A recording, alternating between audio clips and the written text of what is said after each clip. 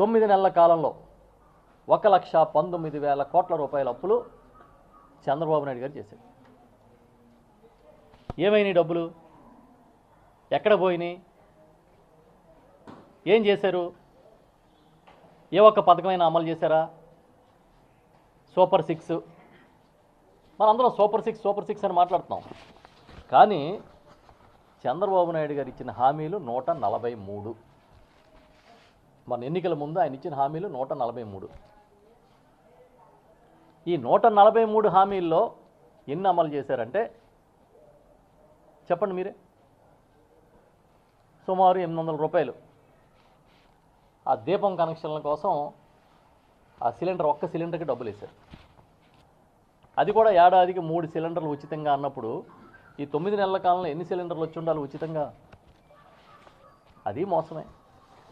అంటే ఏ వర్గాన్ని వదిలిపెట్టకుండా మోసగించి అద్భుతం, అమోఘం అని చెప్పి సాక్షాత్తు అసెంబ్లీ వేదిక మేంచి మోసం చేస్తారా? ఇవాళ కౌన్సిల్లో కూడా ఒక ఆసక్తికరమైన చర్చ జరిగినట్టుగా చూశాను టీవీలో. గవర్నర్ గారితో ఎప్పుడూ ఎవరో చెప్పించినట్టుగా నిన్న ప్రసంగం చెప్పించారు. ఆయనతో విధ్వంసకర పాలన లాంటి పదాలన్నీ వాడించారు. 4 లక్షల ఉద్యోగాలు కల్పించినట్టుగా చెప్పించారు. ఇప్పుడు ఏమంటున్నారు లోకేష్ గారు, మా గౌరవ సభ్యురాలు ఎమ్మెల్సీ గారు వరదు కళ్యాణి గారు మాట్లాడితే, మీరు ఇంగ్లీష్ చదవండి తెలుగు కాదు అంటున్నాడు ఆయన. ఆయన ఒక్కడే ఇంగ్లీష్ చదవాలి, మిగతా వాళ్ళందరూ తెలుగు చదువుకోవాలి. ఎందుకంటే ఇంగ్లీష్ మీడియం పెడతాను అంటే జగన్ గారు వ్యతిరేకించింది ఎవరు? మీరే కదా. ఈ తెలుగు కాదు పక్కన పెట్టండి, ఇంగ్లీష్ చదువుకోండి అంటున్నాడు. అంటే ఇంగ్లీష్లో ఒక రకమైన వెర్షను, తెలుగులో ఒక రకమైన అభిప్రాయాన్ని మీరు వెల్లడిస్తారా? తెలుగులో ఇచ్చేసాం ఉద్యోగాలు 4 లక్షలు అని చెప్పి ఇంగ్లీష్లో ఇవ్వగల అవకాశాలు ఉన్నాయని చెప్పామంటున్నారు. అంటే ఒక్కో భాషలో ఒక రకంగా వస్తుంది అర్థం. ఇది చేతకాందనం కాదా?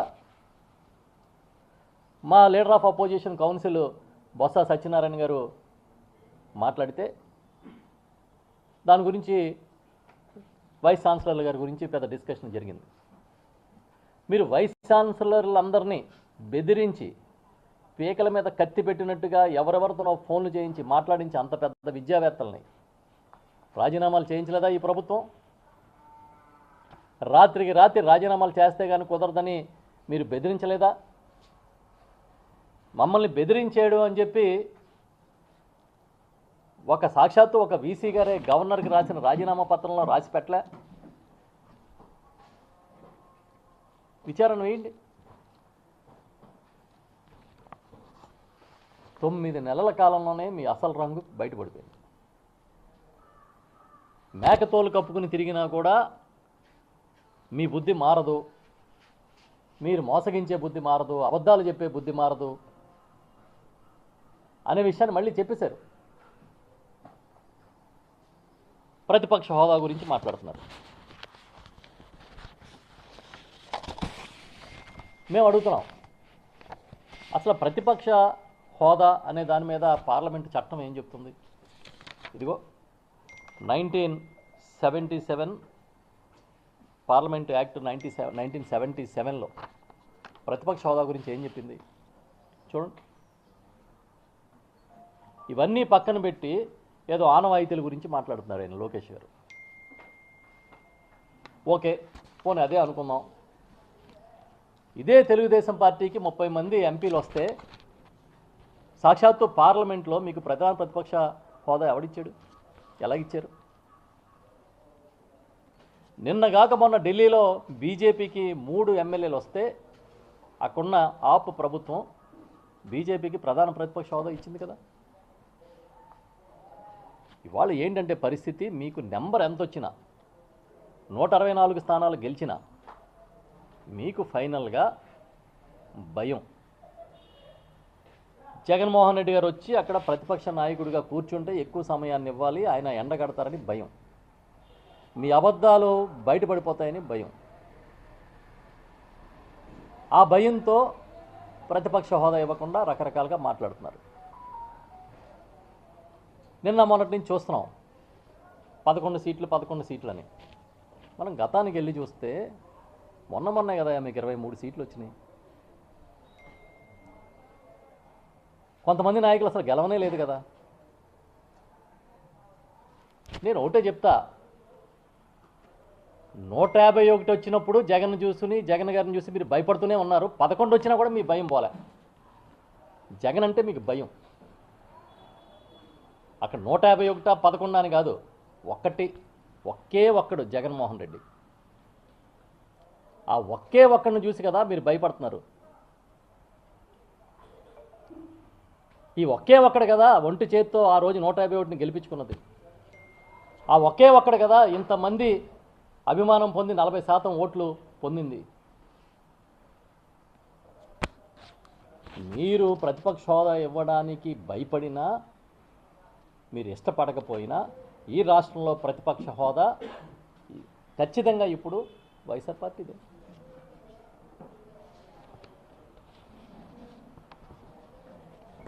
ఇవాళ రాష్ట్రంలో ఉన్న పార్టీలు ఏంటి? అసెంబ్లీలో Telugu Desam party, Janasena, BJP, YSR party. మిగతా 3 పార్టీలు జతకట్టి అధికారంలో కంబైన్డ్గా ఉన్నప్పుడు, కూటమి కట్టి అధికారాన్ని పంచుకుంటున్నప్పుడు మిగిలిన ఒక పార్టీయే కదా ప్రతిపక్షం అవుతుంది. ఇది కామన్ సెన్స్ కదా, కాదా? మీరందరూ అధికార పక్షమైనప్పుడు మిగిలిన పార్టీయే కదా ప్రతిపక్షం. ఇవ్వడానికి టెక్నికాలిటీస్ చెప్పి ఏదో నిబంధనలని అవి ఇవన్నీ చెప్పి మీరు తప్పించుకుంటున్నారంటే అర్థం ఏంటి? ప్రతిపక్ష హోదాలో జగన్మోహన్ రెడ్డి కూర్చుంటే మిమ్మల్ని ఎండగడతారని, కడిగి ఆరేస్తారని భయం. అంతకుమించి ఏముంది? ఇంకా అధికార పక్షంలో లేని పార్టీ ప్రతిపక్షం. మీరందరూ అధికార పక్షం. మీరు ఒకవేళ నిజంగా జనసేన పార్టీ నిలదీయాలనుకుంటే అధికారాన్ని వదులుకుని వచ్చి ప్రతిపక్ష పాత్ర పోషించండి, ప్రశ్నించే గొంతు అవ్వండి. కానీ మీరు అధికార పక్షం, మీరు కలిసి ఈ ప్రభుత్వాన్ని నడుపుతున్నారు. నడిపినప్పుడు మిగిలిన పార్టీ ఎవరుంటే వాళ్ళే ప్రతిపక్షం. ఆ హోదా ఇవ్వడానికి మీకు భయం.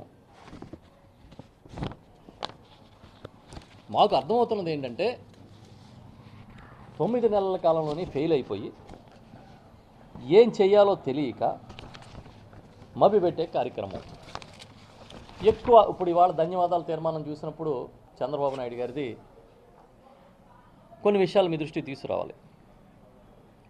ఇళ్లకి వెళ్ళి పెన్షన్లు ఇచ్చే కార్యక్రమాన్ని ఈ రాష్ట్రంలో ఎవరు శ్రీకారం చుట్టారు? చరిత్రే కదా అది.